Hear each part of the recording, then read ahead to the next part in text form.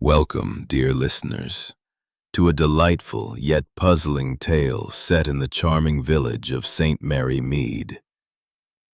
Join our beloved Miss Marple as she unravels a mystery that strikes at the heart of the Parish Choir Loft. Settle in with a cup of tea, and let's embark on this cozy adventure together. Chapter 1. A shocking note in the hymnal. The village of St. Mary Mead, nestled in the gentle folds of the Kent countryside, was a place where time seemed to pause, as if reluctant to disturb the serenity of its cobbled lanes and thatched cottages. In the autumn of 1947, with the leaves turning to shades of amber and russet, the air carried a crisp hint of wood smoke from chimneys and the faint sweetness of apples ripening in orchard gardens. The parish church of St. Mary the Virgin stood at the heart of this idyllic community, its ancient stone walls weathered by centuries of rain and sun, its modest spire piercing the sky like a quiet prayer. The church was more than a place of worship. It was a repository of village history, where baptisms, weddings, and funerals wove the lives of its people into a tapestry of shared memory. On this particular Sunday morning, the sun rose with a benevolent glow, its light filtering through the stained glass windows of the church's east end. The windows, crafted in the 15th century, depicted saints and angels in vibrant hues of crimson, sapphire, and emerald, casting a kaleidoscope of colors across the flagstone floor of the nave. The polished oak pews, smoothed by generations of worshippers, gleamed softly in the dappled light, and the air held the faint scent of beeswax from candles lit for early prayers. Above the nave, in the choir loft perched like a wooden eyrie, the parish choir gathered for their weekly rehearsal, a ritual as steadfast as the tolling of the church bells that marked the hours with comforting familiarity. The choir loft, accessible only by a narrow, creaking staircase tucked behind the vestry, was a world apart from the grandeur below. Its dark oak beams, worn smooth by time, supported a low ceiling that seemed to hum with the echoes of countless hymns. The benches, arranged Mead for her soaring soprano, which could lift the rafters during Abide With Me, but also for her sharp tongue, which could cut as keenly as a winter wind. She had a habit of noticing everything. Every missed note, every whispered gossip, every slight deviation from propriety, and her opinions, freely given, had earned her both admiration and enmity in equal measure. The choir, a motley assembly of villagers, included familiar faces. Clara Henshaw, her cheeks flushed with the effort of playing. Mr. Thomas Reed, a gruff farmer whose bass voice rumbled like distant thunder. Mrs. Violet Marsh, the choir's treasurer, whose prim demeanor hid a nervous fidgeting with her hymn book. Dr. Simon Hayworth, the village physician, whose tenor was steady but whose eyes seemed distracted. And Miss Lucy Bell, a shy spinster whose soprano wavered under Mrs. Price's critical gaze. They sang through "O God, Our Help in Ages Past," their voices rising in a harmony that filled the loft with a warm, resonant glow. But as the final chord faded, a sudden silence descended, broken by a sharp gasp from Clara. Mrs. Price had slumped forward over the organ, her hand still clutching the edge of the bench. A knitting needle, its steel tip glinting in the morning light, protruded from the side of her neck. Her face, frozen in a look of surprise, stared blankly at the hymnal before her, its pages fluttering as they fell from her grasp. A faint trickle of blood stained the collar of her blouse, and a strange, sticky sheen coated the needle's tip. The choir stood frozen, their hymnal slipping from trembling hands. As the reality of the scene sank in, Mrs. Price was dead, murdered in the sacred confines of the choir loft. Below, in her usual pew near the chancel, Miss Jane Marple sat with her knitting, her needles clicking softly in rhythm with the music above. At 72, her frail frame for a pulse, though his grim expression confirmed what all suspected. Lucy Bell, tears streaming down her face, whispered, "She was fine, just a moment ago." Miss Marple, having ascended the stairs with surprising agility for her age, stood at the edge of the loft, her eyes taking in every detail. The knitting needle was not one of Mrs. Price's own. Hers, Miss Marple recalled, were wooden, kept in a velvet case she carried to choir practice. This needle was steel, unfamiliar, and its sticky coating caught the light oddly, suggesting something more than blood. A faint scent of lavender lingered in the air, mingling with the musty odor of old hymnals. One hymnal, fallen from Mrs. Price's hand, lay open on the floor, its pages slightly torn. Miss Marple bent to retrieve it, her fingers brushing a cryptic note scrawled in Mrs. Price's precise hand. "Beware the shadow at dusk." Mr. Clement, recovering his composure, called for calm. "We must notify the constable," he said, his voice steadying. "No one is to leave the loft until Inspector Craddock arrives." The choir members exchanged uneasy glances, their earlier harmony replaced by suspicion. Who could have committed such a brazen act in the sacred choir loft, with its single staircase and no strangers seen ascending? The loft's isolation, once a haven for song, now felt like a trap. Miss Marple's gaze lingered on the organ bench, where a faint scratch marred its polished surface, as if something had been dragged across it. A single lavender petal, delicate and out of place, lay beneath a pew, its fragrance unmistakable. She noted the hymnals, slightly askew, as if disturbed in haste, and the organ's pedals, one of which seemed stiffer than the others.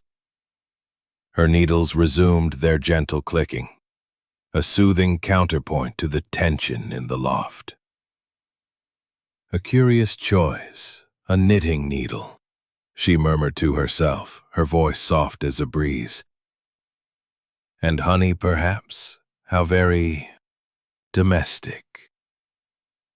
The vicar, overhearing, looked puzzled, discordant note in the harmony of St. Mary Mead.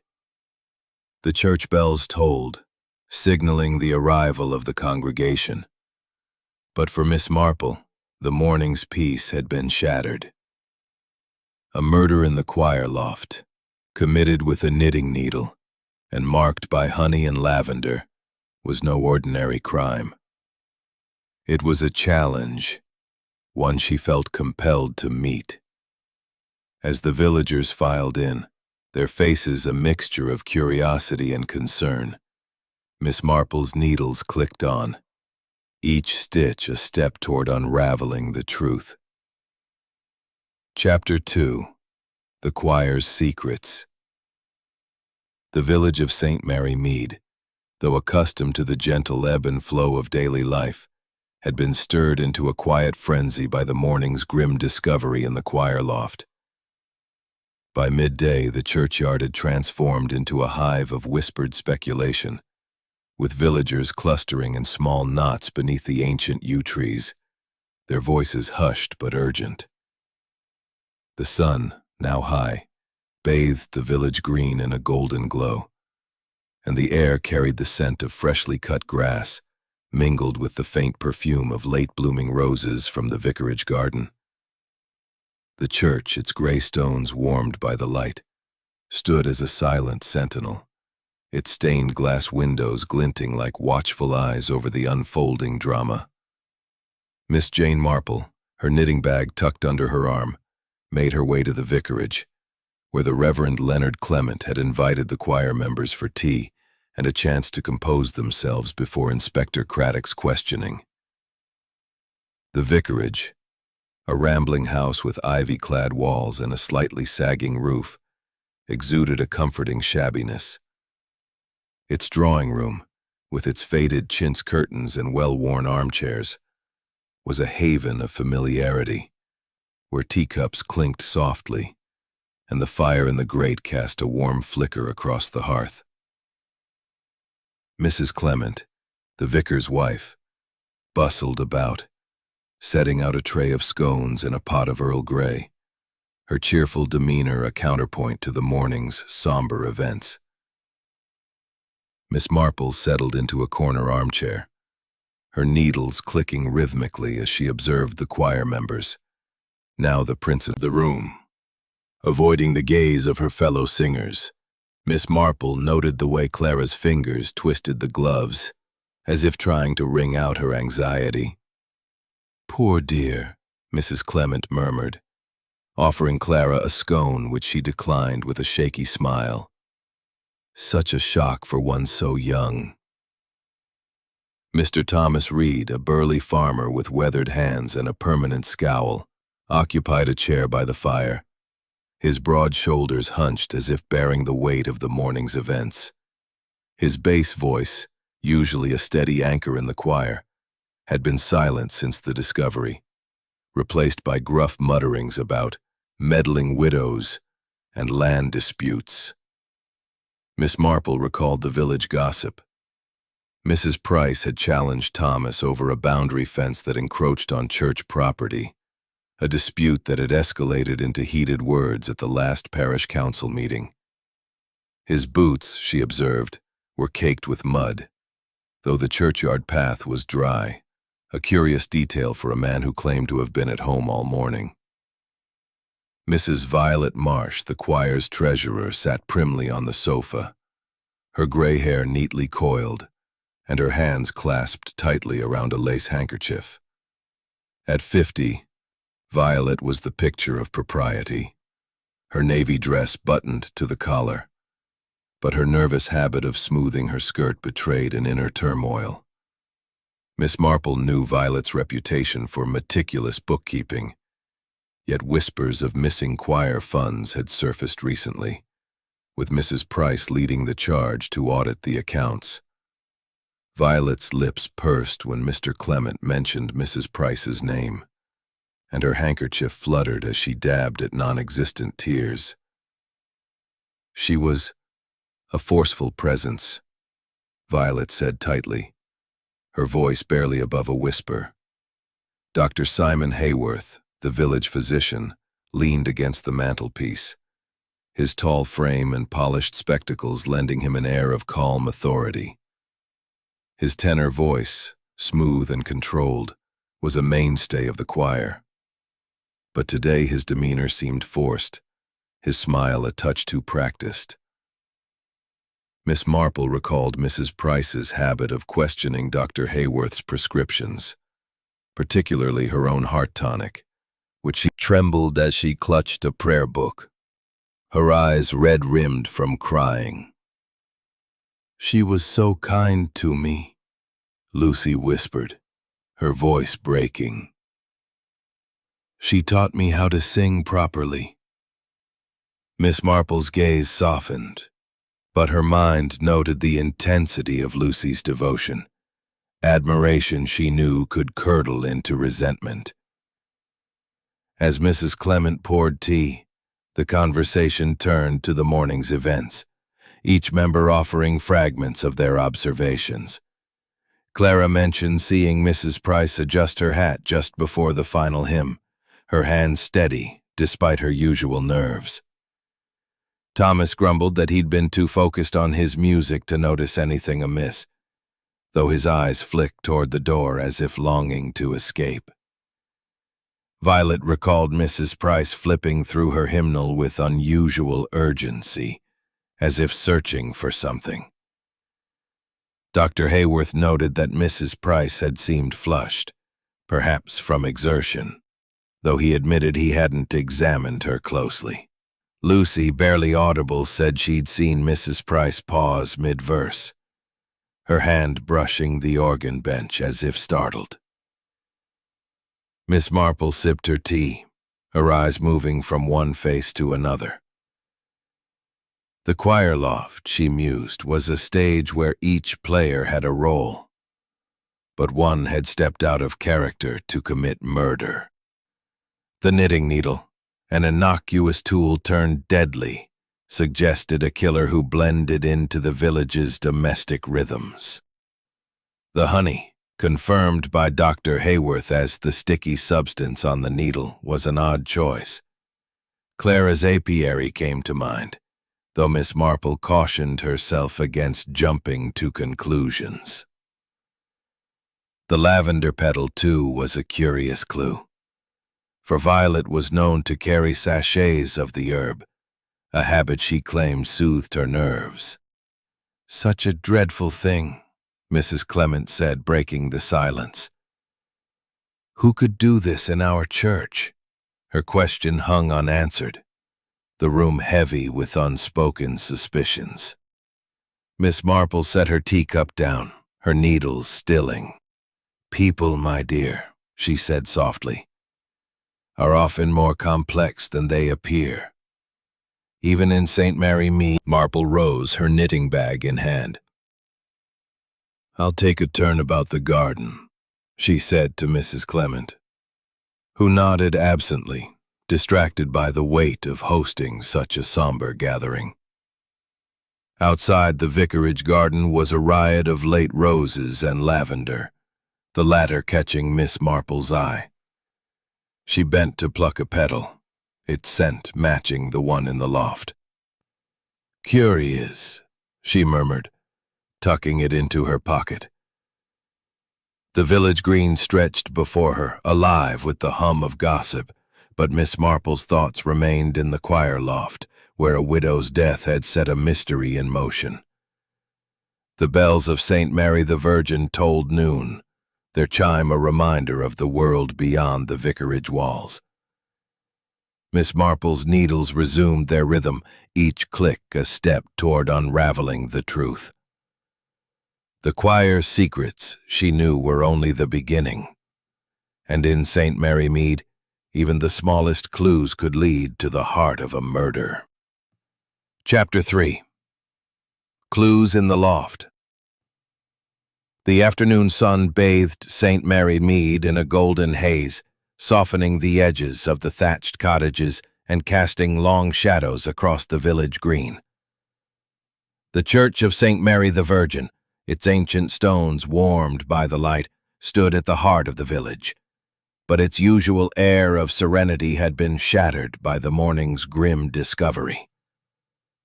A single constable, young and visibly uncomfortable, stood guard at the west porch, his helmet slightly askew as he fended off curious villagers.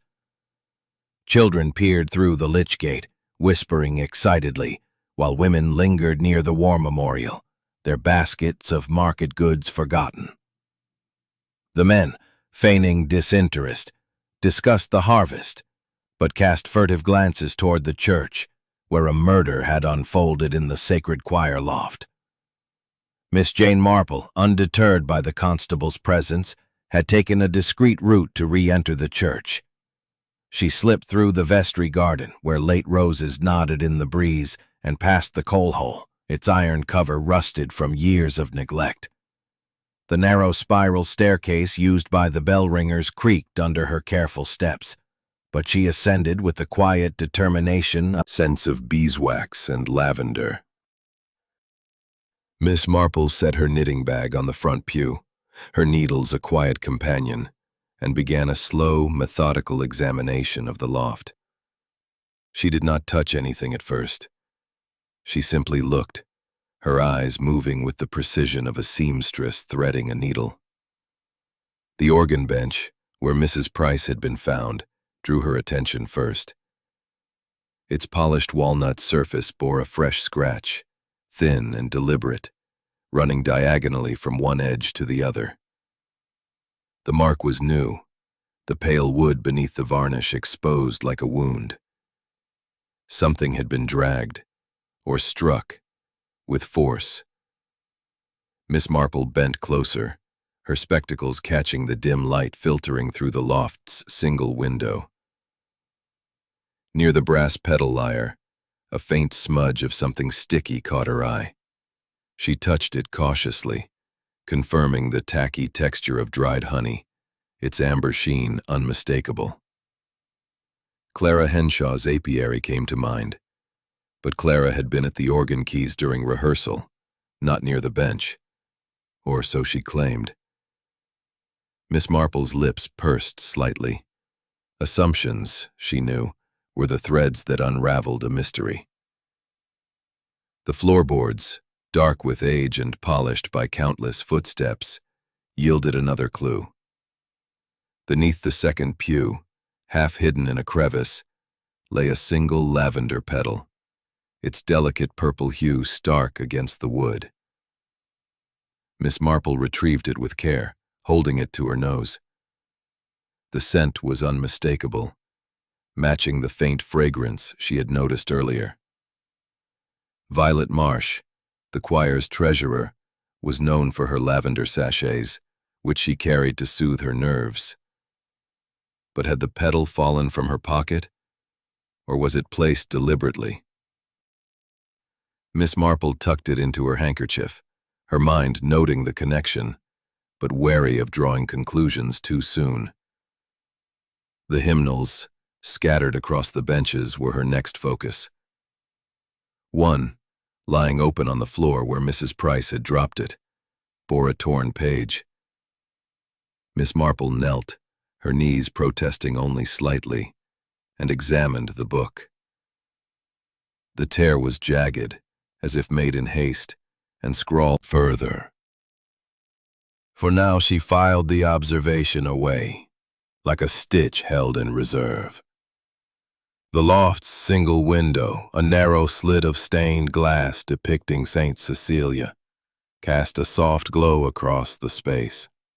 Miss Marple stood beneath it, letting the light illuminate the floor. A faint outline caught her eye, a smudge of dirt shaped like the heel of a boot near the staircase. It was fresh, unlike the dust that coated the loft's corners.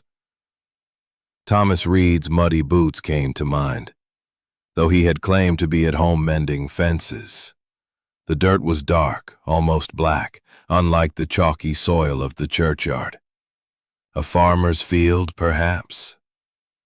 Miss Marple's needles, still in her bag, seemed to click in her mind, urging her to weave this clue into the pattern. She turned her attention to the choir's seating arrangement, recalling the positions from the morning. Clara had been at the organ, her hands busy with the keys. Thomas sat at the back, his bass voice carrying from the far bench. Violet, ever prim, occupied the front row, her hymn book always open. Dr. Hayworth stood to the side, his tenor blending smoothly with the others. Lucy Bell, shy and nervous, had been nearest Mrs. Price, her soprano faltering under scrutiny. The knitting needle, Miss Marple mused, could have been slipped into place during a hymn when all eyes were on their music. But the honey and lavender suggested a premeditated act, not a crime of impulse. As she completed her circuit of the loft, Miss Marple paused by the staircase, her hand resting on the worn banister. The loft's isolation was both its charm and its danger. No stranger could have ascended unnoticed, not with the choir assembled and the congregation gathering below. The killer, then, was among them. Someone who knew Mrs. Price's habits, her place at the organ bench, her sharp eyes that missed nothing. Miss Marple's own eyes, equally sharp, lingered on the scratch, the petal, the note, the dirt. Each was a fragment, like the pieces of a quilt, waiting to be stitched together. Descending the stair, she emerged into the vestry. Smallest things, Dolly, often tell the largest stories. Mrs. Bantry leaned forward, her voice dropping to a conspiratorial whisper. You think it's one of the choir, don't you? Clara with her bees, or Violet with her lavender sachets. Or that gruff Mr. Reed. He's got a temper, hasn't he? Miss Marple's needles, now retrieved from her bag, resumed their gentle clicking. It's too soon to say, she replied, though her mind was already tracing patterns. Clara's honey, Violet's lavender, Thomas's boots, Dr. Hayworth's calm, Lucy's trembling hands. Each was a thread, but the pattern was incomplete. As the church bells tolled the hour, signaling the end of the afternoon service, Miss Marple rose, her tea unfinished. I must speak to Inspector Craddock, she said, her tone mild but firm. There are questions to be asked, and clues to be tested. Mrs. Bantry nodded, her eyes gleaming with excitement. You'll solve it, Jane. You always do. Miss Marple's smile was serene, but her mind was alight with possibilities. The choir loft with its secrets and shadows held the key to Mrs. Price's death, and she would unravel it, one stitch at a time. The village green bustled with life as Miss Marple stepped outside, the constable tipping his helmet as she passed. The lavender petal, the sticky honey, the cryptic note, they were fragments of a story only half told. In St. Mary Mead, where everyone knew everyone's business, the truth was often hidden in the ordinary, waiting for someone like Miss Marple to see it clearly. Chapter 4. A False Trail. The late afternoon in St. Mary Mead carried the gentle melancholy of autumn, with the sun dipping low, casting long shadows across the village green. The air was crisp, scented with fallen leaves and the faint smoke of bonfires from distant gardens. The Church of St. Mary the Virgin, its spire a quiet sentinel against the fading light, had become a focal point of whispered speculation. Villagers lingered near the lich gate, their voices hushed as they recounted the morning's grim discovery in the choir loft. Marple, he said, adjusting his hat. I suppose you've already formed a theory or two. His tone was half teasing, but his eyes betrayed a genuine curiosity. Miss Marple smiled serenely, her needles clicking softly in her bag. Only observations, Inspector, she replied. Theories come later, when the pieces fit. Craddock nodded, gesturing for her to follow him to the choir loft, where he intended to review the scene before questioning the choir members again. The loft, bathed in the soft glow of the stained glass window, felt even more confined now, the air heavy with the lingering scents of blood and lavender. Inspector Craddock, his notebook in hand, pointed to a new discovery. A silver candlestick, one of a pair that usually flanked the altar, was missing. A robbery gone wrong, perhaps, he suggested, his voice echoing slightly in the narrow space. Mrs. Price might have interrupted a thief and they panicked. Miss Marple's eyes flickered to the altar below, where the remaining candlestick gleamed in solitude. A possibility, she said, though her tone was non-committal. A thief in St. Mary Mead's church during choir rehearsal seemed unlikely, given the loft's isolation and the congregation gathering below. Craddock's attention turned to Mr. Thomas Reed, the gruff farmer whose land dispute with Mrs. Price had been the talk of the parish council. Reed's farm borders the church, Craddock said, flipping through his notes. He's got a temper, and he was in the loft this morning. If he was after the candlestick, he could have acted on impulse.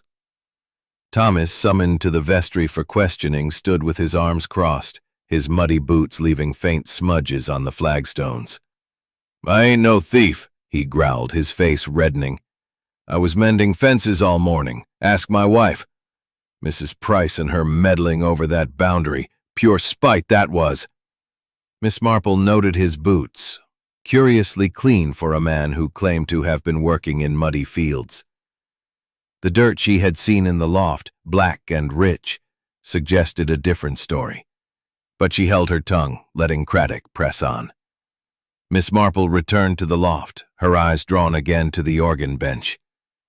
The scratch, trembling at the loft's edge, her auburn curls escaping her headscarf. "I saw something," she admitted, her voice barely above a whisper. "A shadow near the staircase, just before we started the last hymn. I thought it was the verger, but it moved too quickly." Her green eyes darted to the floor, avoiding Craddock's gaze. Miss Marple watched her closely, noting the way her hands twisted her gloves, now stained with a faint amber smudge. Honey, perhaps, from her apiary? Clara's confession felt rehearsed, as if she were offering a half-truth to deflect suspicion. "A shadow, Miss Henshaw?" Miss Marple asked gently. "In the morning light, shadows are often sharp. Did you see a face?" Clara shook her head, her cheeks flushing. "No, just a shape. I was playing. I couldn't look closely." Inspector Craddock jotted this down, his brow furrowed. "A shadow could be anyone," he muttered, glancing at the staircase. The narrow spiral, barely wide enough for two to pass, made Clara's story plausible, but vague. Miss Marple, however, was more intrigued by the hymnals. She retrieved the one with Mrs. Price's note, its torn page still marked with "Beware the shadow at dusk." The word dusk nagged at her. Rehearsal had been at 9, hours from evening. Was the note a warning about a future threat, or a misdirection planted by the killer? She turned to the other hymnals, flipping through their pages. One, belonging to Violet Marsh, had a bookmark, a pressed lavender sprig, its scent strong. Another clue, or another distraction? The candlestick theory gained traction when a village boy, young Tommy Pierce, burst into the vestry with news. "Found it, sir," he exclaimed, holding aloft the missing silver candlestick, its surface scratched but intact. He'd discovered it in a hedge near the churchyard, half hidden among brambles. Craddock's eyes lit up. "This could be it," he said, examining the candlestick. "No fingerprints, but it's heavy enough to be a weapon. If Reed discarded, not Mrs. Price's, whose silver hair was always neatly pinned. Whose then? Lucy Bell, perhaps, whose nervous hands often fumbled with her hair." As Craddock continued his questioning, Miss Marple slipped downstairs to the vestry, where Mrs. Bantry was waiting with a fresh pot of tea. "Jane, you look like you've seen a ghost," Mrs. Bantry said, her round face creased with worry. "What's up there in that loft?" Miss Marple settled into a chair, her needles resuming their rhythm. "A puzzle, Dolly," she said softly. "A scratch, a pedal, a hairpin, and a candlestick that doesn't belong. Someone wants us to look one way while they slip out another." Mrs. Bantry's eyes widened. "You think the candlestick's a trick? But who would bother?" Miss Marple sipped her tea, her mind turning to the choir members. Thomas Reed's clean boots belied his alibi, suggesting he'd been elsewhere, perhaps near the church. Clara's shadow story was vague, her stained gloves suspicious. Violet's shawl and lavender sprig pointed to her, but her motive was unclear. Dr. Hayworth's calm suggestion of an accident felt too convenient. and Lucy's trembling devotion to Mrs. Price masked something deeper. Grief or guilt. The note, "Beware the shadow at dusk," was the knot in the thread, tying the clues to a moment that hadn't yet arrived. As the church bells tolled 4, signaling the end of the afternoon, Miss Marple rose, her knitting bag in hand. "I must see the churchyard at dusk," she said to Mrs. Bantry, who looked puzzled but nodded. "You're up to something, Jane," she said, a spark of excitement in her voice. Miss Marple's smile was serene, but her eyes were sharp. The choir loft's secrets were beginning to unravel, but the false trail of the candlestick had muddied the path. In St. Mary Mead, where every face was familiar, the truth often hid in the shadows of the ordinary, waiting for her to shine a light. Chapter 5. Whispers of Motive. The village of St. Mary Mead was in full bloom for the annual autumn fete, a cherished tradition that transformed the green into a patchwork of stalls and laughter. The late afternoon sun cast a warm glow over trestled tables laden with homemade jams, knitted scarves, and jars of honey, while children darted about, clutching toffee apples and chasing ribbons tied to maypoles. The Church of St. Mary the Virgin loomed quietly in the background, its spire a steadfast presence amid the festive hum.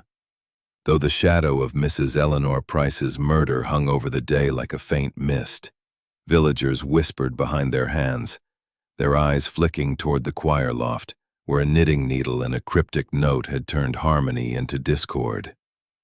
Miss Jane Marple, her knitting bag slung over her arm, moved through the fete with the ease of a lifelong resident, her white hair tucked neatly beneath a modest hat. At 72, she blended seamlessly into the crowd, her frail appearance belying the sharp mind that sifted through every glance and murmur. The clues from the choir loft, the scratch on the organ bench, the lavender petal, the honey-laced knitting needle, the torn hymnal with its warning of "Beware the shadow at dusk," and now a bent hairpin, were threads in a tapestry she was determined to weave. The candlestick, found in a hedge and dismissed as a distraction, had briefly led Inspector Craddock astray, but Miss Marple's focus remained on the choir members, each harboring secrets that whispered of motive. She paused at a stall selling Clara Henshaw's honey, its amber jars glinting in the sunlight. The label read "Pure St. Mary Mead Honey," and Miss Marple purchased one, noting its familiar sweetness as she opened it for a sniff. Clara, stationed behind the stall, looked pale, her auburn curls limp beneath her headscarf. "It's a fine batch, Miss Marple," she said, her voice strained. "The bees were busy this summer." Miss Marple smiled, her eyes catching the faint amber stain on Clara's gloves, now tucked into her apron pocket. "Bees are such industrious creatures," she replied. But they heated exchange at the last choir meeting, overheard by the verger, had ended with Mrs. Price threatening to demand an audit. Was Violet's pride, or fear, enough to drive her to murder?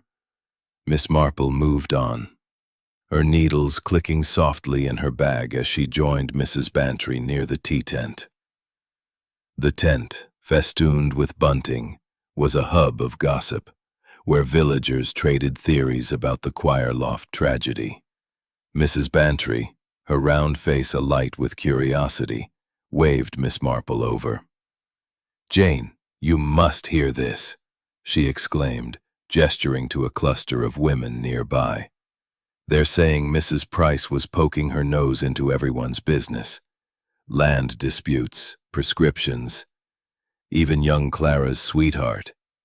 Miss Marple settled into a folding chair, her ears attuned to the chatter. Mrs. Price, it seemed, had been a thorn in many sides, her sharp tongue cutting deeper than her soprano could soothe. Dr. Simon Hayworth, the village physician, stood at the edge of the tent, sipping tea with an air of detached calm. His spectacles gleamed as he nodded to passers-by, but Miss Marple noted the slight tension in his jaw. Gossip had it that Mrs. Price had questioned his prescriptions, particularly her heart tonic, which she claimed made her drowsy. "Dr. Hayworth," Miss Marple said, approaching him. "Mrs. Price was fortunate to have your care, wasn't she?" His smile was practiced, but his eyes flickered. "She was a challenging patient," he admitted, adjusting his spectacles. "Always questioning my methods, hinting at malpractice. But her heart condition was serious. Perhaps it played a role." Miss Marple nodded, her mind noting his attempt to deflect. A sedative in her tonic, perhaps combined with poison, could explain her lack of struggle. Miss Lucy Bell, the shy soprano, hovered near the cake stall, her thin frame almost lost in the crowd. Her hands trembled as she arranged slices of Victoria sponge, and her eyes, red-rimmed from crying, darted nervously. Miss Marple recalled Lucy's fervent praise of Mrs. Price at the vicarage, but also her flinches under the window. Sipping his cider. "Better if folks minded their own business," he muttered. "Mrs. Price and her fence nonsense, pure spite." Miss Marple noted his boots, now cleaned, though the dirt in the loft suggested he'd been near the church earlier. His wife's alibi, she suspected, might not hold under scrutiny. As the fete bustled on, Miss Marple's thoughts returned to the choir loft. The honey, linked to Clara, could have masked a poison's taste. The lavender petal and shawl scrap pointed to Violet, but her motive seemed weak. Embarrassment over funds, not desperation. The hairpin suggested Lucy, whose nervous demeanor hinted at more than grief. Dr. Hayworth's calm and Thomas's temper offered other possibilities, but the note, "Beware the shadow at dusk," remained the knot in the thread. Was it a warning Mrs. Price had written for herself, or a clue planted to mislead? A commotion at the edge of the green drew her attention. Inspector Craddock, holding the silver candlestick from the church, was questioning Tommy Pierce, the boy who had found it. "It was just there, in the hedge," Tommy said, his eyes wide. "I didn't touch it before, honest." Craddock examined the candlestick, its surface scratched but clean of fingerprints. "No prints, no blood," he muttered, glancing at Miss Marple. "A dead end, perhaps, but it proves someone was tampering with church property." Miss Marple nodded, though she doubted the candlestick's significance. It was too obvious, too clumsy for a killer who used a poisoned knitting needle with such precision. She wandered to a quiet corner of the fete, where the church's shadow stretched across the grass. The note's mention of dusk tugged at her mind. She glanced at the church, its windows darkening as the sun sank. A shadow at dusk, perhaps not a person but something else. The organ silhouette cast by the setting sun might create a shape on the loft wall, a detail Mrs. Price had noticed. Miss Marple resolved to test this later when the light was right. For now she focused on the suspects, their motives emerging like patterns in her knitting. Clara's suitor, a traveling musician named Jack, was mentioned in whispers. Mrs. Price had disapproved, threatening to expose Clara. Mrs. Bantry said, offering a scone. "What's brewing in that head of yours?" Miss Marple's needles clicked steadily. "Motive, Dolly," she said softly. "Everyone has a reason to dislike Mrs. Price, but only one had the cunning to act. The loft tells a story, but we're only halfway through the book." Mrs. Bantry's eyes sparkled. "You'll find them, Jane. You always do." The church bells tolled 5, their chime a gentle reminder of time's passage. Miss Marple rose, her knitting bag in hand, her mind alight with possibilities. The fete had revealed motives, but the clues, honey, lavender, a hairpin, a shadow, were still scattered. In St. Mary Mead, where secrets hid behind smiles, the truth was waiting, and Miss Marple was determined to find it, one stitch at a time. Chapter 6. A Misstep in the Garden. The twilight draped St. Mary Mead in a gentle hush, the sky deepening to a bruised violet as the last glimmers of sunlight retreated behind the church spire. The village green, still scattered with the remnants of the autumn fete, crumpled paper cups and a forgotten ribbon fluttering in the breeze, lay quiet now, the laughter of the day replaced by the soft rustle of leaves. The air was crisp, carrying the earthy scent of autumn and the faint smoke of distant bonfires. The Church of St. Mary the Virgin, its windows dark save for a flicker of candlelight from the vestry, stood as a somber sentinel, its choir loft now infamous for the murder of Mrs. Eleanor Price. The knitting needle, laced with honey and poison, and the cryptic note warning of a shadow at dusk, had turned the village's harmony into a discordant puzzle. Miss Jane Marple, her knitting bag a constant companion, walked the cobbled path to Mrs. Violet Marsh's cottage, her steps deliberate despite the gathering dusk. The clues from the choir loft, the scratch on the organ bench, the lavender petal, the bent hairpin, the honey-smudged needle, and the torn hymnal with its enigmatic message, were threads in a tapestry she was determined to unravel. The silver candlestick, dismissed as a distraction after its discovery in a hedge, had rather late for a visit. Miss Marple's smile was serene, her eyes bright behind her spectacles. "I couldn't resist admiring your garden, Mrs. Marsh. May I trouble you for a cup of tea?" Violet hesitated, her fingers smoothing her shawl. A nervous habit, Miss Marple noted, but she stepped aside, ushering her guest into a parlor as meticulous as its owner. The room was a study in precision. Starched doilies adorned every surface, a mantelpiece clock ticked with military regularity, and a ledger, presumably the choir's accounts, rested on a small desk. Miss Marple settled into a chintz-covered chair, her needles clicking softly as Violet prepared tea. The air carried the unmistakable scent of lavender, a match for the petal found in the loft. "Such a soothing fragrance," Miss Marple remarked, nodding toward a sachet on the table. Violet's lips pursed, her hands trembling slightly as she poured tea, spilling a few drops onto the saucer. "It calms the nerves," she said tightly, her eyes avoiding Miss Marple's. Sipping her tea, Miss Marple's gaze wandered to the ledger, its pages marked with red ink. "You've always kept the choir's accounts so carefully," she said, her tone warm but probing. "Mrs. Price must have valued your diligence." Violet's hand froze mid-pour, and her eyes darted to the ledger. "Eleanor was particular," she said, her voice sharp. "She accused me of discrepancies, demanded an audit. It was humiliating." Miss Marple nodded sympathetically, though her mind noted the admission. The fete had revealed whispers of missing funds, small sums, but enough to bruise Violet's pride. Was embarrassment a motive for murder? Or was Violet a convenient scapegoat for a cleverer hand? As Violet busied herself with the teapot, Miss Marple's eyes fell on a pair of embroidery scissors on the desk, their handles inlaid with mother-of-pearl. "You prefer embroidery to knitting, don't you?" she asked casually. Violet nodded, her fingers smoothing her shawl again. "Knitting's too fiddly," she said. "I like the control of a needle and thread." Miss Marple's needles paused. The steel knitting needle in the loft, unfamiliar to Mrs. Price, said, stepping outside into the cool evening air. The garden was a haven of order, but Miss Marple's sharp eyes caught a patch of disturbed earth near the beehive, as if someone had knelt there recently.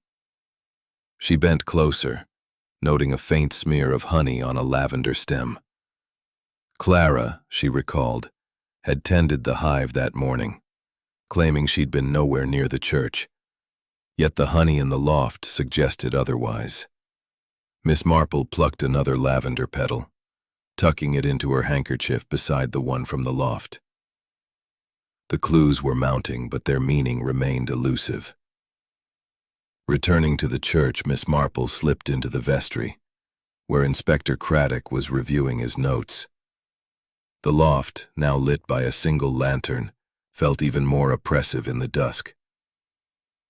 She climbed the spiral stairs, her steps careful, and examined the organ again. The stiff pedal, noted earlier, yielded a faint creak when pressed. Kneeling, she peered beneath, her fingers brushing a hidden compartment in the floorboard. It was empty save for a smear of honey and a faint metallic scent. Not blood, but something sharper, like a chemical. She straightened, her mind racing. The compartment suggested premeditation. Someone had planned to hide something. Perhaps the poison that laced the needle. Craddock joined her, his face weary. "No fingerprints on the candlestick," he said, "and Reed's alibi holds, for now. His wife swears he was home." Miss Marple nodded, though she doubted the alibi. The black dirt in the loft, unlike the churchyard's chalky soil, pointed to Thomas's fields. "What of the needle's residue?" she asked. Craddock sighed. "Dr. Hayworth says it's honey, but he's sending it to the lab for further tests. Could be a poison masked by the sweetness." Miss Marple's eyes gleamed. Honey could indeed hide a bitter taste, but whose hand had applied it? She turned to the hymnals, flipping through them again. Lucy Bell's book, tucked at the end of a bench, had a loose page, and a faint pencil mark caught her eye. In her mind, descending to the vestry, she found Mrs. Bantry waiting with a thermos of tea. "Jane, you're out late," Mrs. Bantry said, her round face creased with concern. "What's in that loft that keeps you climbing those stairs?" Miss Marple smiled, accepting a cup. "A story, Dolly," she said softly. "Honey, lavender, a hairpin, and a shadow. Someone's been very clever, but cleverness leaves traces." Mrs. Bantry's eyes widened. "You think it's Violet, don't you? That ledger, and her lavender everywhere." Miss Marple's smile was enigmatic. "Perhaps. Or perhaps someone wants us to think so." The church bells tolled 6, their chime a solemn note in the gathering dark.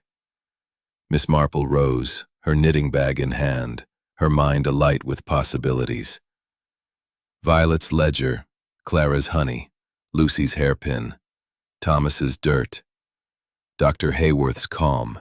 Each was a thread, but the pattern was still unclear.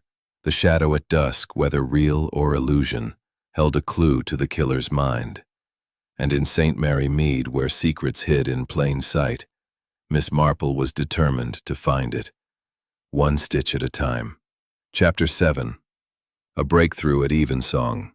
The evening of St. Mary Mead was cloaked in a gentle stillness, the kind that settled over the village like a soft blanket as the last light of day faded into a star-pricked sky.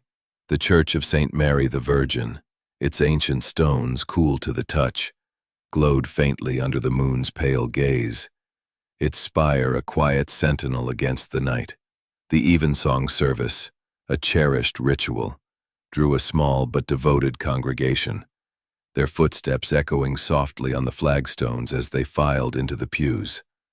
The choir loft, though still cordoned off by Inspector Craddock's orders, cast a long shadow over the proceedings. The murder of Mrs. Eleanor Price, a wound that pulsed beneath the village's calm surface. Miss Jane Marple, seated in her usual pew near the chancel, held her prayer book with one hand while her knitting needles clicked softly in her lap. The clues from the choir loft, the scratch on the organ bench, the lavender pedal, the congregation. Mr. Thomas Reed's bass rumbled with its usual force, but his eyes were fixed on the floor, avoiding the loft above. Mrs. Violet Marsh, her navy shawl tightly wrapped, sang with a strained precision, her hymn book clutched like a shield. Dr. Simon Hayworth's tenor was steady, but his spectacles glinted as he glanced toward the loft stairs. Miss Lucy Bell, her soprano thin and wavering, stood closest to the organ, her hands trembling as she turned the pages of her hymnal. Miss Marple's eyes, sharp behind her spectacles, noted every detail: the faltering notes, the averted gazes, the nervous hands. As the hymn ended, the vicar, Mr. Clement, delivered a brief homily on forgiveness, his voice gentle, but tinged with sorrow. "In times of loss," he said, "we must seek truth with compassion." Miss Marple's needles paused, her mind turning to Lucy Bell, whose devotion to Mrs. Price had seemed fervent, yet fragile. During the final prayer, Lucy's voice broke and she dropped her hymn book, its pages fluttering to the floor. As she knelt to retrieve it, a handkerchief slipped from her sleeve, its embroidered initials L.B. catching the candlelight. Miss Marple, seated nearby, leaned forward, noting a faint amber stain on the fabric. "Honey, again." Lucy's hands shook as she stuffed the handkerchief back, her eyes darting to the loft.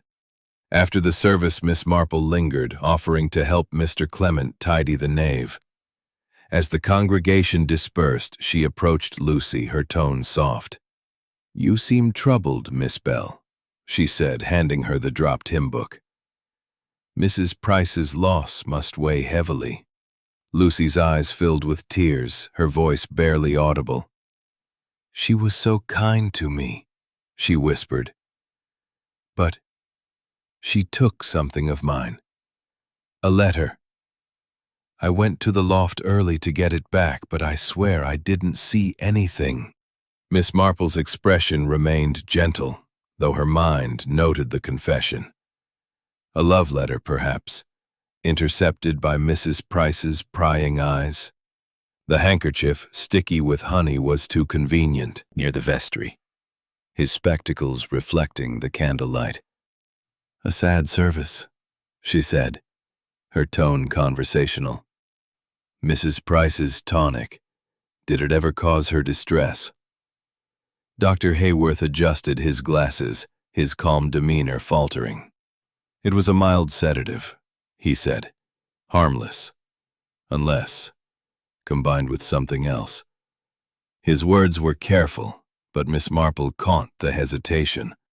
A sedative, mixed with belladonna, could explain Mrs. Price's lack of struggle. Had Dr. Hayworth miscalculated? Or was he covering a darker intent? Outside, the churchyard was bathed in moonlight, the yew trees casting jagged shadows across the graves. Miss Marple paused by the lich gate, her eyes drawn to the loft window, where the organ's silhouette loomed. The note's warning, "Beware the shadow at dusk," had been clarified at the fete when she saw the organ's shadow mimic a figure on the wall. But Lucy's confession and the handkerchief suggested a new layer. Had Mrs. Price intercepted a letter that threatened Lucy's reputation, pushing her to act? Or was the handkerchief, like the candlestick, a misdirection? Miss Marple walked to the vicarage, where Mrs. Bantry was waiting with a pot of tea and a plate of scones. "Jane, you're out late again," Mrs. Bantry said, her round face creased with concern. "What did evensong reveal?" Miss Marple settled into a chair, her needles resuming their rhythm. "A breakthrough, Dolly," she said softly. "A handkerchief, a letter, and a vial. Someone is weaving a clever web, but they've left a loose thread." Mrs. Bantry's eyes widened. "Lucy Bell, isn't it? That girl's a bundle of nerves." Miss Marple's smile was enigmatic. "Perhaps. But nerves can hide more than guilt." She recounted Lucy's confession, the honey-stained handkerchief, and the glass fragment. The belladonna, confirmed by Craddock, pointed to a killer with knowledge of poisons, Dr. Hayworth, or perhaps Clara, whose bees pollinated gardens where such plants grew. Violet's lavender and shawl scrap remained troubling, but her embroidery habit made the knitting needle an unlikely. The letter held a secret worth killing for. As the vicarage clock chimed 8, Miss Marple rose, her knitting bag in hand. "I must ask Craddock to test that handkerchief," she said. "And the letter, where is it now?" Mrs. Bantry leaned forward, her voice a whisper. "You think Lucy did it, don't you? That letter sounds like trouble." Miss Marple's eyes twinkled. "Trouble, yes. But whose, I wonder?" The bells tolled, their sound a solemn reminder of the truth waiting in the loft. In St. Mary Mead, where every smile hid a story, Miss Marple was closing in, one stitch at a time. Chapter 8. Narrowing the Net. The morning mist clung to St. Mary Mead like a delicate veil, softening the outlines of the thatched cottages and muting the colors of the village green. The church of St. Mary the Virgin stood resolute, its ancient stones damp with dew, its spire piercing the haze like a quiet promise of clarity. The murder of Mrs. Eleanor Price in the choir loft had rippled through the village, stirring whispers that lingered like the mist itself. The knitting needle, laced with honey and belladonna, the lavender petal, the bent hairpin, the cryptic note about a shadow at dusk, the hidden compartment, and now Lucy Bell's honey-stained handkerchief and confessed letter. These were the threads Miss Jane Marple was weaving into a coherent pattern. The candlestick, dismissed as a distraction, had faded from focus. But the choir members remained under her watchful gaze, each a potential stitch in the tapestry of guilt. Miss Marple, her knitting bag slung over her arm, walked the cobbled path to the vicarage, where Inspector Craddock had set up a temporary office to review the case. The air was cool, scented with wet grass and the faint sweetness of late roses, and the village was stirring to life. Milk bottles clinked on doorsteps, and the baker's van rumbled past.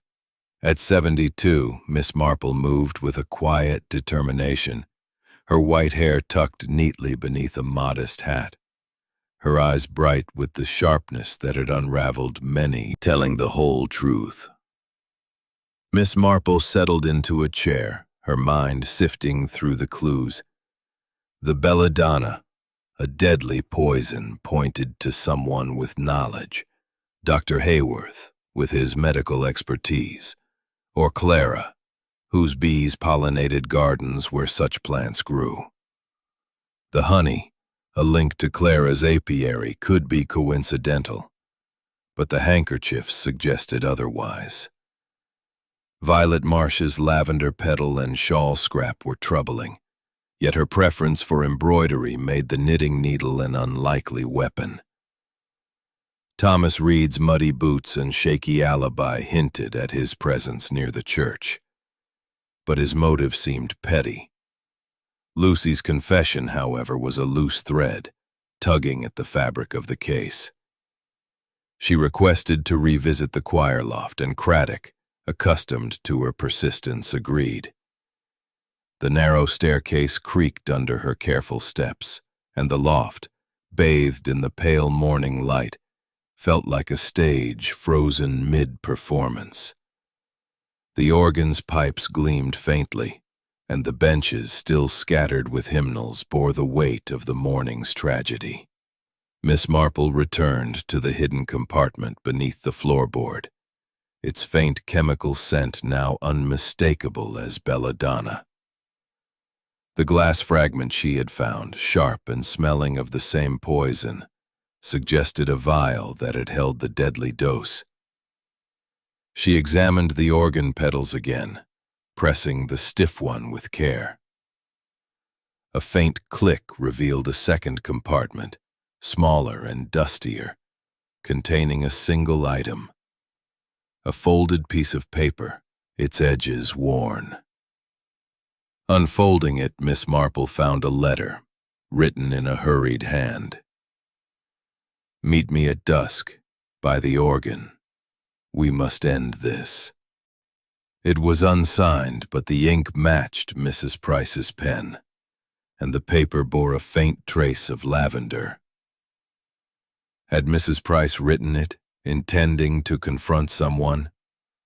Or was it a plant, meant to confuse? Miss Marple tucked it into her handkerchief, alongside the lavender petal and the earlier note. The shadow at dusk was clearer now. The organ's silhouette, cast on the loft wall, could mimic a figure. Noted the amber stain on her gloves, now faint but unmistakable. Clara's suitor, Jack, had been a point of contention with Mrs. Price, who threatened to expose their secret engagement to Clara's strict father. Was the honey a careless trace, or a deliberate clue? Miss Marple asked gently, "Your bees pollinate many gardens, don't they? Even those with belladonna?" Clara's cheeks flushed, and she stammered, I don't know about that. I just mind the hives." Dr. Hayworth, questioned next, maintained his calm demeanor, though his fingers adjusted his spectacles repeatedly. "Belladonna is rare," he said, "but I've used it in small doses for patients. Mrs. Price's tonic was a sedative, harmless unless tampered with." Miss Marple's needles paused. A sedative combined with belladonna could explain Mrs. Price's lack of struggle. Had Dr. Hayworth miscalculated, or was he protecting his reputation from her accusations of malpractice? His access to poisons was undeniable, but his motive seemed thin. Unless Mrs. Price's threats had endangered more than his pride. Violet Marsh called in, clutched her navy shawl, her lips pursed. The ledger, Craddock confirmed, showed discrepancies, small sums missing. Enough to embarrass but not ruin her. "I made mistakes," Violet admitted, her voice tight. "But I'd never harm Eleanor. She was difficult but fair." The lavender petal and shawl scrap pointed to her, but Miss Marple doubted Violet's involvement. The knitting needle, a tool she disdained, suggested someone else had used her garden and shawl to cast suspicion. Thomas Reed's alibi held, his wife swearing he was home. But the black dirt in the loft, unlike the churchyard's chalky soil, suggested he'd been near his fields, close to the church. His temper, inflamed by Mrs. Price's land dispute, was volatile. But murder seemed a step too far for a man whose grievances were public. Lucy Bell, however, remained a puzzle. Her handkerchief, her confession about the letter, and the hairpin in the loft pointed to a deeper involvement. Was her devotion to Mrs. Price a mask for resentment, or narrowing? But the killer is still a shadow. Mrs. Bantry leaned forward. "Lucy, isn't it? That handkerchief and her nerves." Miss Marple's smile was enigmatic. "Perhaps, but shadows can deceive." The church bells tolled 10, their chime a call to clarity. Miss Marple rose, her knitting bag in hand, her mind weaving the clues: honey, lavender, a hairpin, a letter, a shadow, into a pattern. The killer was among the choir, their motive hidden in the ordinary rhythms of St. Mary Mead. With each stitch, Miss Marple drew closer to the truth, ready to unravel the final thread. Chapter 9. The Revelation in the Loft. The late morning sun poured through the stained glass windows of St. Mary the Virgin, casting a kaleidoscope of crimson and sapphire across the nave of the church in St. Mary Mead.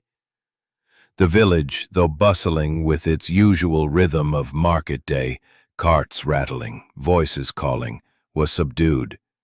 the shadow of Mrs. Eleanor Price's murder lingering like a stubborn fog. The choir loft, scene of the crime, had become a place of whispered dread, its narrow staircase a barrier few dared cross. Yet Miss Jane Marple, her knitting bag slung over her arm, ascended those creaking steps with quiet determination, her white hair gleaming beneath her modest hat. At 72, her frail frame belied a mind as sharp as the knitting needle that had ended Mrs. Price's life. And today, she intended to unravel the final threads of the mystery. The clues, each a stitch in her mental tapestry, had accumulated over the days. The scratch on the organ bench, the lavender petal, the honey-laced needle poisoned with belladonna, the bent hairpin, the cryptic note warning of a shadow at dusk, the hidden compartment with its glass fragment, the honey-stained handkerchief, and the mysterious letter found in the loft.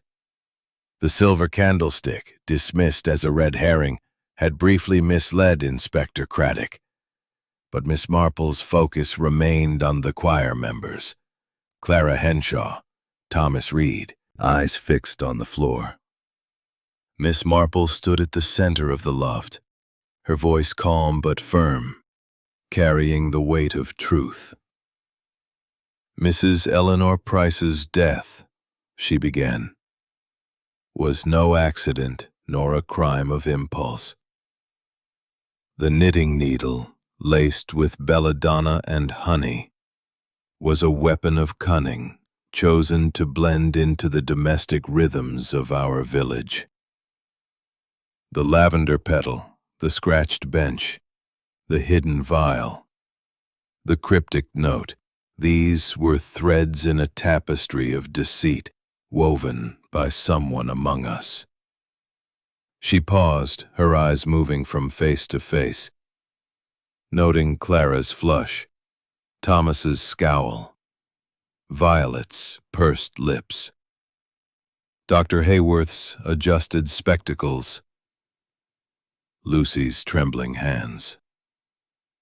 "Let us begin with the clues," she continued. The scratch on the bench suggested a struggle, but Mrs. Price showed no signs of resistance. Her sedative tonic, prescribed by Dr. Hayworth, ensured that.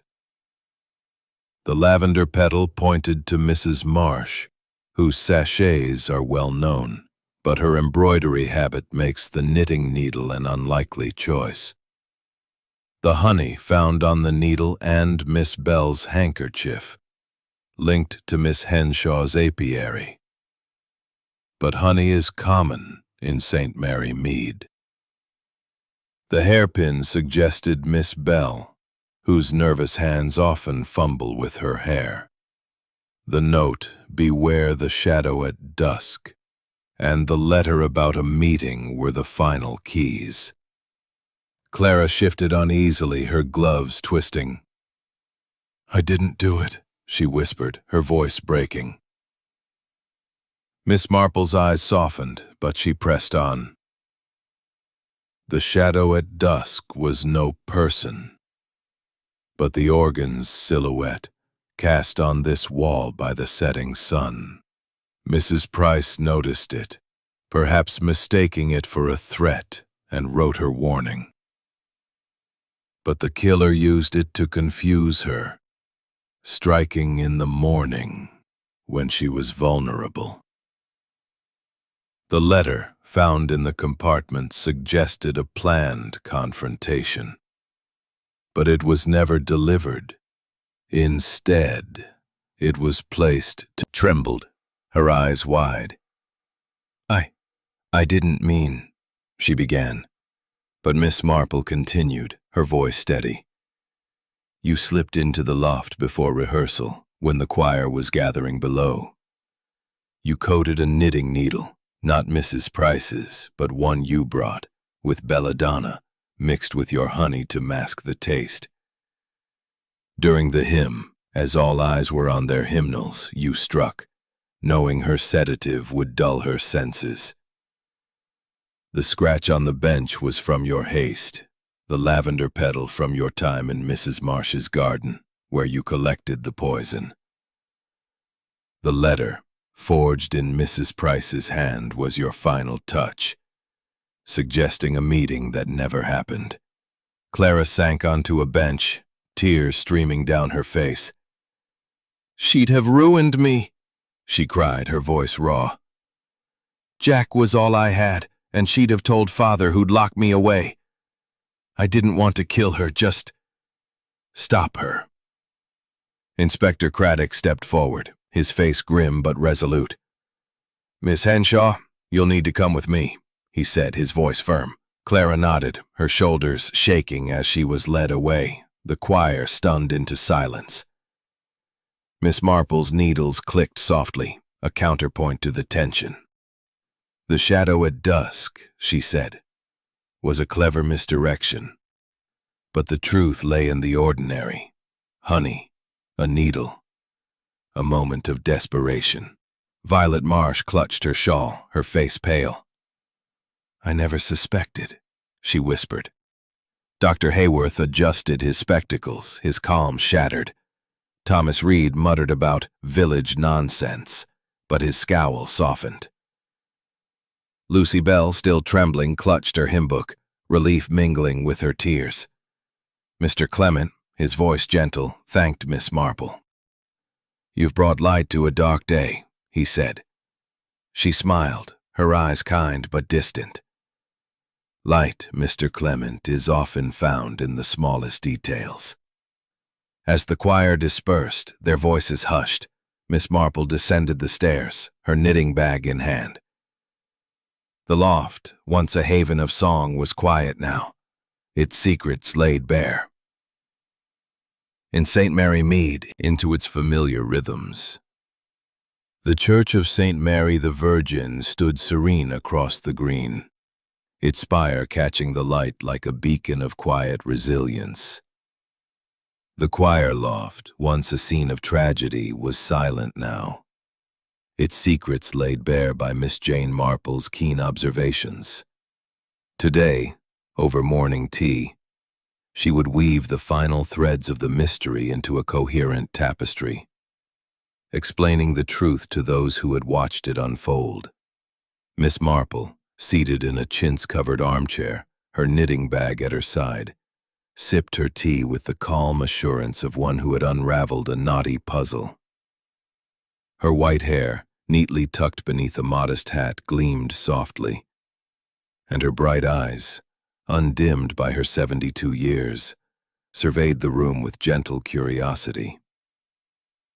The vicarage drawing room, with its faded curtains and well-worn furniture, was a haven of comfort, its air scented with the warmth of freshly baked scones and the faint tang of Earl Grey.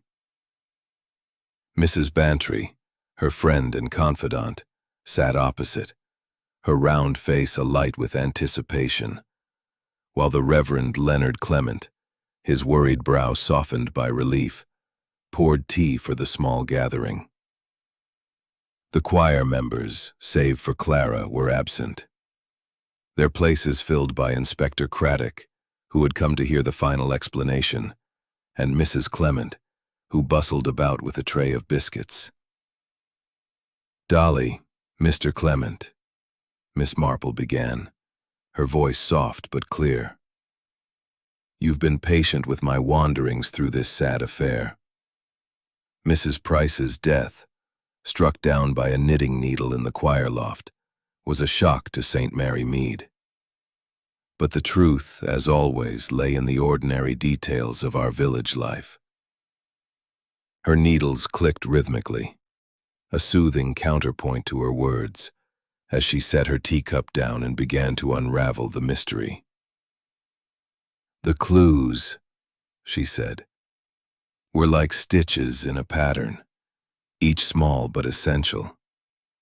The knitting needle, laced with belladonna and honey, was no accident. It was chosen to blend into the domestic rhythms of our village.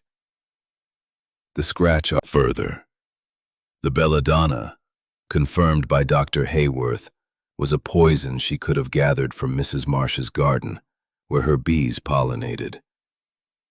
The knitting needle, steel and unfamiliar, was not Mrs. Price's wooden ones, nor Violet's embroidery tools. Clara brought it, knowing it would go unnoticed in the choir's bustle. Mr. Clement, his face grave, interjected. But the lavender petal, Miss Marple, and the shawl scrap, those pointed to Mrs. Marsh. Miss Marple nodded. Indeed, they did. Violet's lavender sachets and navy shawl were convenient distractions. Clara, tending Violet's beehive, had access to her garden and could have taken a petal or a scrap of fabric to cast suspicion. Violet's ledger with its missing sums was another red herring. Her embarrassment was real, but not enough for murder. Inspector Craddock, his notebook open, frowned. The note, "Beware the shadow at dusk," and the letter about a meeting. How did they fit? Miss Marple's eyes twinkled. The note was Mrs. Price's own, written when she noticed the organ's shadow on the loft wall at dusk. It mimics a figure, a trick Clara used to distract her during rehearsal. The letter, found in the hidden compartment, was forged in Mrs. Price's hand, suggesting a meeting that never happened. Clara placed it to confuse us, making it seem Mrs. Price expected trouble later, not in the morning. Mrs. Bantry gasped, crumbs falling from her scone. That's devilishly clever. But the handkerchief, Lucy's, how did it get honey on it? Miss Marple's needles resumed their rhythm. Lucy was a pawn in Clara's plan. She admitted sneaking into the loft to retrieve a love letter Mrs. Price had intercepted, not from a suitor but from her cousin, a private matter. Clara, knowing this, planted the honey-stained handkerchief to implicate Lucy. The hairpin, too, was Lucy's, dropped in her nervousness but used to mislead. Craddock nodded, his pen scratching. And the compartment? The vial? Miss Marple's voice suggested he was near the church, perhaps checking his disputed fence. But his temper was no match for Clara's cunning. Dr. Hayworth's sedative was harmless alone, but his defensiveness about Mrs. Price's accusations showed his pride. Violet's ledger mistakes were embarrassing, but she promised to repay the funds. Lucy's devotion to Mrs. Price masked resentment, but her only crime was naivety. Craddock closed his notebook, his face thoughtful. You've tied it all together, Miss Marple. The candlestick was a distraction then. She nodded. A clumsy one, likely tossed by Clara to suggest a robbery. But the needle, the honey, the shadow, these were her true signatures, hidden in plain sight. The vicarage clock chimed 11, its gentle toll a reminder of the village's return to peace. Miss Marple set her teacup down, her needles clicking softly. In a village like ours, she said, the smallest things, a petal, a stain, a shadow, tell the largest stories. Mrs. Price saw too much, and Clara, in her desperation, acted to silence her. But truth, like a good stitch, holds fast. Mrs. Bantry clapped her hands, her voice bright. Jane, you're a marvel. You saw what none of us did. Mr. Clements smiled, his worry lines easing. You've restored harmony to our choir, Miss Marple, though we'll need a new soprano. Miss Marple's eyes twinkled. Harmony, Mr. Clement, comes from understanding, not just song. As the tea dwindled and the scones disappeared, Miss Marple rose, her knitting bag in hand. The village green stretched outside, alive with the hum of market day, the church standing watch over it all. Clara's confession had shocked St. Mary Mead, but the two, the village resilient as ever, would heal. The choir would sing again, their voices rising in the loft, free of shadows. Miss Marple stepped into the sunlight, her needles clicking, each stitch a testament to the truth she had uncovered. Mrs. Bantry followed her to the door, her voice a whisper. "What next, Jane? Another mystery?" Miss Marple's smile was serene. "Only what life brings, Dolly. In St. Mary Mead, there's always a pattern to